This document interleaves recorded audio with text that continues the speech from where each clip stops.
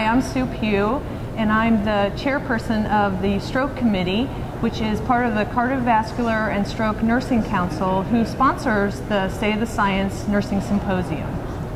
And I'm Jen Cohn, and I'm the chair this year for the State of the Science Nursing Symposium.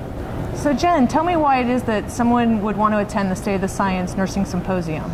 I feel like our symposium offers educational offerings for any nurse, no matter where they are in their career.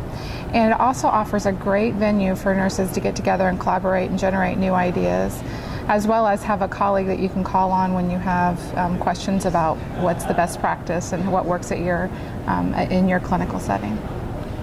Okay, sounds great. Yeah. What was your favorite thing about today? You know, it was really neat. There were so many great presentations, but probably two that really stood out for me was there was a lot of presentations that went over the door-to-needle time for the administration of TPA and stroke, which were really exciting to see how these facilities had really cut their time down. I also really thought that the research that was being presented related to depression and stroke and the implications that has for a nurse and how to try to improve care based on the fact that so many stroke survivors actually experience depression post-stroke.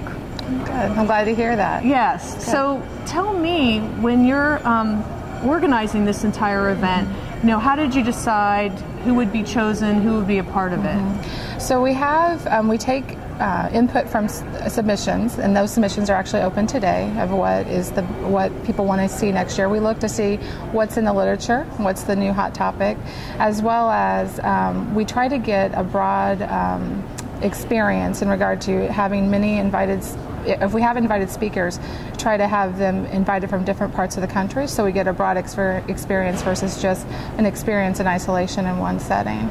And we also this year, the last couple years, we've really worked on decreasing our number of invited speakers and increasing our number of abstracts, so we really get what is going on in the community.